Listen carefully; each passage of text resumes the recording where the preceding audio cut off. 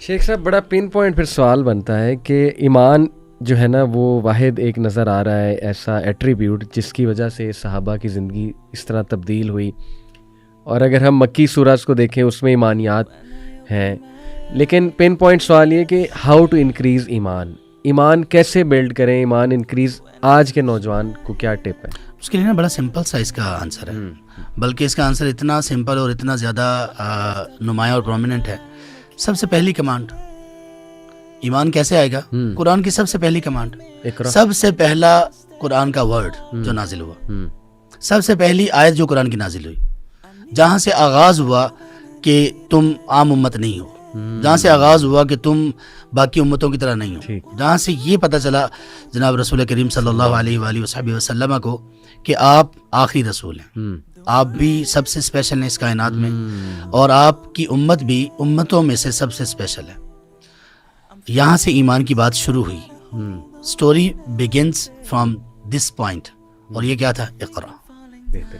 ایمان کے لیے علم ہے, نالج ہے, وہ نالج جو اللہ تعالیٰ نے نازل کیا, ڈیوائن نالج اور ریویلڈ نالج, اس کے ذریعے سے ہی ساری چیزیں آئیں گے. اصل میں ایمان کسی ایک چیز کا نام نہیں ہے. آپ صلی اللہ علیہ وسلم کی ایک حدیث ہے, آپ نے فرمایا الایمان بضع و سبعون شعبہ, صحیح بخاری میں حدیث ہے. ایمان کے کچھ جو ایمان کے جو ڈپارٹمنٹس ہیں وہ کوئی 80 کے قریب ہیں, 70 یا 80 کے قریب ہیں. اور آپ نے فرمایا سب سے جو ہائی ایمان کا درجہ ہے نا وہ ہے لا الہ الا اللہ, یعنی لا الہ الا اللہ کا علم ہونا, اس کے تقاضوں کا علم ہونا, یہ پتہ ہونا کہ اس کی اسٹرینتھ کیا ہے, یہ کیا چیز ہے. اور سب سے چھوٹی ایمان کی چیز قرار دیا گیا کہ آپ راستے میں چلتے ہوئے کسی کے لیے تکلیف دہ چیز کو دور کر دیں, نہ کہ یہ کہ آپ راستے میں پھینکتے جائیں تکلیف دہ چیزیں, جیسے ہمارے ہاں ہوتا ہے عام طور پر, پڑھے لکھے لوگوں میں بھی ہوتا ہے. اپنی گاڑی میں جاتے ہوئے وہ نیچے کرتے ہیں شیشہ اور کوئی چیز باہر پھینک دیتے ہیں. تو ایمان اس کو بھی قرار دیا گیا کہ آپ تکلیف دہ چیز کو ہٹا دیں. تو ایمان کو گین کرنے کے لیے نالج ہے. اسی سے میں آپ کو کہہ رہا تھا کہ یونیورسٹیز کے ہماری یوتھ ہے جو ان کو جو کاٹا گیا, اور وہ ان میں ڈاؤٹس کی بیماری اور ان میں ڈیزائرز کی بیماری کیوں داخل ہوئی, اس لیے کہ ان کی سپلائی لائن کاٹ دی گئی ہے جو علم کے ساتھ تھی. اقرا کے ساتھ, اقرا سے ان کا جو پڑھنے سے, نالج سے جو ان کا ریلیشن تھا وہ کاٹ دیا گیا. نالج نہیں ہے, علم نہیں ہے, تو ایمان بھی نہیں ہے. اور نالج میں قرآن آپ سب سے پہلے جی ریویلڈ نالج, قرآن سب سے بنیادی, اور احادیث مبارکہ بھی ریویلڈ ہیں. فرق یہ ہے کہ قرآن اللہ تبارک و تعالیٰ کے الفاظ اور ورڈز ہیں, اللہ تعالیٰ کی صفت ہے, کلام ہے اللہ تعالیٰ کا, اور احادیث جو ہیں وہ اللہ تعالیٰ کی طرف سے اس کو میسج کیا گیا, آپ کو بتا دیا گیا, آپ کو اس کا فہم دے دیا گیا, اور آپ نے پھر اپنے الفاظ میں آگے لوگوں کو بتایا. یہ دو چیزیں ہیں, بالکل ٹھیک, ان کے بغیر نہیں. آپ دیکھیں اقرا بسم ربک الذی خلق جب یہ ریویلڈ ہوئی تو اس قوم میں گناہ کیا کیا پائے جا رہے تھے. ان میں گناہ یہ تھا کہ وہ قتل کرنے والے تھے, اور قتل کی سب سے بدترین صورت کہ اپنی چھوٹی بیٹیوں کو, باپ اپنی بیٹی کو زندہ دفن کر رہے ہیں, یعنی کوئی بندہ امیجن کر سکتا ہے. اور پھر ان میں شراب پانی کی طرح چلتی تھی, برائی بدکاری فورنیکیشن بھی تھی, سب سے بڑا گناہ شرک بھی تھا. لیکن اللہ تعالیٰ نے ان میں سے کسی چیز کو بھی ٹچ نہیں کیا. پہلی وحی میں اللہ اقرا, کیا بات. آپ کے پاس کوئی شخص آتا ہے کہ میں ایڈکٹیڈ ہوں فلاں چیز کا, میں کیا کروں, آپ محمد علی بھائی سے کہیں گے اقرا. واہ. آپ کے پاس کوئی شخص آتا ہے کہ میں بزنس میں اتنا نقصان ہوا ہے تو میں کیا کروں, آپ اسے کہیں گے اقرا. آپ کے پاس ایک شوہر آتا ہے, میں اپنے ازدواجی زندگی میں پریشان ہوں, کیا کروں, آپ کہیں گے اقرا. ہمارا تو یعنی سمپل ہی بہت ہے, کام ہی بڑا آسان ہو گیا. ہر چیز میں آپ نے اس کا حل یہ دینا ہے, اقرا بسم ربک الذی خلق خلق الانسان من علق اقرا وربک الاکرم. اللہ بڑا کرم والا ہے. لیکن آؤ تو صحیح اس طرف آؤ. اچھا, میں پورا ریلیٹ کر سکتا ہوں شیخ صاحب اس سے, کیونکہ آپ کو پتہ ہے ماشاءاللہ یوتھ کلب کے جتنے ہمارے بھائی ہیں, ہماری ذرا ایک چینج ہوئی ہے. پہلے بالکل ایک مختلف زندگی تھی یونیورسٹی میں. اب میری سیکنڈ ایئر تک جو ہے نا لائف یونیورسٹی میں بالکل لاپرواہ لائف ایک جو ہوتی ہے, اب ظاہر ہے اپنے گناہ تو نہیں بتانے چاہیے, لیکن ایک لاپرواہ زندگی جیسے نوجوان گزارتا ہے. تو ہم کیسے چینج ہوئے اقرا؟ ایسے ہی ہے, ہم نے بھی تھوڑا علم حاصل کرنا شروع کیا, اسکالرز کے ساتھ جڑے, تو میں ٹوٹل اس سے ریلیٹ کر سکتا ہوں, اور بڑا پن پوائنٹ آپ نے ماشاءاللہ سولوشن بتایا. اچھا, اس میں آڈینس کو بتا دوں کہ ہمارا ایک اور پوڈ کاسٹ ہے جو ہم نے کافی عرصے پہلے کیا تھا, ہاؤ ٹو سیک نالج, وہ آپ کو یاد ہوگا, تو وہ میں چاہوں گا ہمارے میڈیا کے بھائی اس کا تھم نیل بھی لگا دیں. شیخ, اس کے ساتھ ڈائٹ بھی میرے خیال بہت ضروری ہے, اور اس پہ بڑی کم بات ہوتی ہے, کیونکہ میں ایکچولی آج کل نا میرا شیخ اس پہ بڑا انٹرسٹ ہو رہا ہے, اور میں کچھ سنتا بھی ہوں ڈائٹیشینس کو جو بڑے کوالیفائڈ اور اچھے اوتھینٹک ڈائٹیشینز ہیں.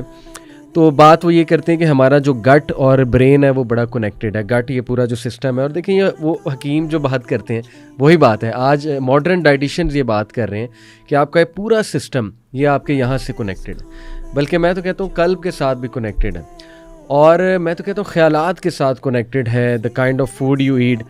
تو اس میں شیخ میں کافی اس پہ پڑھا کہ فاسٹ فوڈ جو ہے اس کے بڑے منفی اثرات ہیں, اسپیشلی رات جاگنا اور فاسٹ فوڈ کھانا, یہ تو موسٹ ڈیڈلی کمبینیشن ہے. اور آج آپ کو پتہ ہے فوڈ پانڈا, چلیں ہم نہیں کہتے کہ کوئی غلط چیز ہے, لیکن اس کی وجہ سے ظاہر ہے آسان ہو گیا, بڑا ایک کلک پہ کھانا آ جاتا ہے, پہلے بنانا پڑتا تھا. تو یہ بھی میں اس پہ بڑا آج کل پڑھ رہا ہوں کہ جو نوجوان رات جاگتے ہیں, ایک تو فتنے والا ٹائم, اس کے بعد فاسٹ فوڈ بہت کھاتے ہیں, تو اس سے آپ کے خیالات بھی افیکٹ ہوتے ہیں. اور میں چاہوں گا آپ تھوڑا نا طیب ڈائٹ پہ روشنی ڈالیں, نوجوانوں کو طیب کی طرف لانے کے. محمد علی بھائی, بنیان و مرصوص میں نا جی یہ ڈائٹ کا تو سبحان اللہ یہ واقعی اتنا اہم پوائنٹ ہے, اور اس پہ لوگ بات نہیں کرتے. میں آپ کو 2-3 چیزیں بتاتا ہوں. ایک چیز میں آپ کو یہ بتاتا ہوں, یہ پانی کا گلاس ہے. ٹھیک, پانی کا گلاس ابھی یہاں پہ پانی ایک لیول پہ ہے, اگر اس کو ہم فل بھر دیں تو یہ مطلب اچھا لگے گا یا برا لگے گا؟ اگر برا لگے گا تو کتنا برا لگے گا, اچھا لگے گا تو کتنا اچھا لگے گا. مثال کے طور پہ میں آپ سے پوچھتا ہوں, اگر اس کو فل بھر دیں ہم تو اس کی خوبصورتی ہے یا تھوڑی سی خوبصورتی میں کمی آئے گی نا. اس کے باوجود بھی اگر اس کو بھر بھی دیں تو کوئی اتنا بڑا مسئلہ نہیں ہوگا, صحیح, انٹل کہ یہ اس سے باہر نہ اچھا لگ رہا ہو نا. تو تھوڑا سا زیادہ بھی بھر گیا تو بندہ پی کے اس کو نارمل لیول پہ لے آتا ہے, لیکن اس کے باوجود بھی بھرا ہوا برتن اچھا نہیں ہے.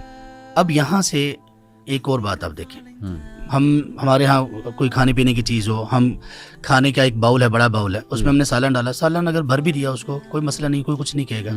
ہاں اگر تھوڑی سی بس خوبصورتی میں کمی شاید آئے. اللہ کے رسول صلی اللہ علیہ وآلہ وسلم نے ایک برتن کہا کہ وہ اگر بھر جائے انتہائی بدترین ہے, انتہائی بدترین ہے. وہ کون سا برتن ہے؟ پیٹ. بالکل ٹھیک. آپ نے فرمایا ما ملأ ابن آدم وعاء شرا من بطن. کسی بھی بندے نے پیٹ سے زیادہ کوئی برتن نہیں بھرا کہ جو بھرنے کے بعد بدترین ہو جائے. ہمارے ہاں ابھی تو نا یہ فوڈ پانڈا اور یہ فاسٹ فوڈ اور رات کو جاگنا, اس پر ہم ابھی بات کرتے ہیں. میں یہ کہتا ہوں کہ آپ کی ڈائٹ بڑی ہیلدی ہو, آرگینک ہو. آرگینک اور ہیلدی ڈائٹ میں اگر آپ نے پیٹ بھر لیا نا تو آپ نے اس ڈائٹ کو خراب کر دیا اور اپنے آپ کو بھی خراب کر دیا. حکما یہ کہتے تھے, اطباء یہ کہتے تھے کہ طبیب نے, وہ غیر مسلم تھا, پرانی بات اور یہ حقیقی بات ہے, اس نے کہا طب کے بارے میں کہ آپ کے اسلام میں بھی طب کی کچھ باتیں اور تعلیمات ہیں, ٹیچنگز ہیں, تو مجھے بتائیں. تو کسی نے اس کے سامنے آیت پڑھی سورہ اعراف کی, صحیح, کلو واشربو, صحیح, اور حدیث میں ہے کلو واشربو والبسو ولا تسرفو, کہ تم لوگ کھاؤ پیو پہنو اسراف نہیں کرو. ٹھیک. اچھا, قرآن کریم میں جو ہے کلو واشربو کا, تو وہ کہنے لگا کہ اگر اس آیت پر لوگوں کا عمل ہو جائے تو پھر ہماری حکیموں کی دکانیں بند ہو جائیں. اچھا, کہ آپ نے کھانے پینے میں اسراف نہیں کرنا. ٹھیک. کھانے پینے میں اسراف کیا چیز ہے؟ ایک یہ ہے کہ بہت آرگینک فوڈ ہو لیکن آپ نے پیٹ بھر کے کھایا, آپ نے نقصان کر دیا. ٹھیک. آپ نے جب بھی کھانا ہے آپ نے دیکھنا کہ میری بھوک کتنی ہے, آپ نے کھانا تب چھوڑ دینا جب ابھی آپ کو کچھ خواہش آپ کی باقی ہو. صرف یہ ایک چیز آپ کو اتنی بیماریوں سے محفوظ کر لیتی ہے. صرف ایک چیز آپ کے جسم کو, آپ کی باڈی کو بڑا مضبوط کر دیتی ہے. نمبر 1. نمبر 2 یہ کہ اسراف کیا ہے؟ اسراف یہ کہ کھانے کو وقت پر نہ کھانا, کھانے میں وہ چیزیں کھانا جو آپ کے لیے نقصان دہ ہیں, کھانے میں وہ چیزیں کھانا جو ہیلدی نہیں ہیں, آرگینک نہیں ہیں, اور اس کو پھر اس وقت پر کھانا کہ جو وقت اس کا بنتا نہیں ہے. اچھا, رات کو جاگنا اور یہ فاسٹ فوڈ, صرف رات کا جو جاگنا ہے نا, رات کو نیند نہ لینا. ہمارے سعودیہ میں کچھ دوست ہیں, ڈاکٹرز ہیں, وہ کہتے ہیں کہ ایک ہائی لیول کی میٹنگ ڈاکٹرز کی وہ چل رہی تھی. اس میں ان لوگوں نے یہ کہا کہ یہ 12-15 سال پہلے کی بات ہے کہ ہمارے ہاں سعودی عربیہ وغیرہ میں ہمارے ہاں نوجوانوں میں وہ بیماریاں پیدا ہونا شروع ہو گئی ہیں جو پہلے 45+ میں پائی جاتی تھیں. اب یہ 18+, 20+, 22+ میں وہ بیماریاں, بوڑھوں والی بیماریاں آ گئی ہیں. تو اس کا سبب کیا بتایا؟ 2 چیزیں, ایک رات کی نیند کا نہ ہونا, اور نمبر 2 فاسٹ فوڈ. یہ دونوں چیزیں ہی آپ کو اتنا کمزور کر دیتی ہیں, اتنا کمزور کر دیتی ہیں. آپ کا رات کو جاگنے کا معاملہ تو یہ کہ رات کو جاگتے ہیں, آپ جب جاگتے ہیں تو سب سے پہلے آپ کے دن کا آغاز ہوتا ہے, شیطان پوری طرح سے آپ کے اوپر حاوی ہوتا ہے. آپ فجر کی نماز چھوڑ دیتے ہیں. یعنی آپ نے دن کا آغاز ہی اللہ تبارک تعالیٰ کے ساتھ کفر سے کیا, چھوٹے گناہ سے نہیں بڑے گناہ سے کیا. تو اس لیے یہ جو کھانے پینے کا سسٹم ہے یہ پورا الگ ایک پوری سائنس ہے. آپ صلی اللہ علیہ وسلم نے فرمایا کہ ابن آدم کے لیے اتنا ہی کافی ہے کہ وہ چند ایک لقمے کھائے جس سے اس کی کمر سیدھی رہے. اور آپ جتنا کم کھائیں گے اتنی کم آپ کو بیماریاں ہیں, جتنا آپ زیادہ کھائیں گے بیماریاں اتنی ہی بڑھتی جائیں گی.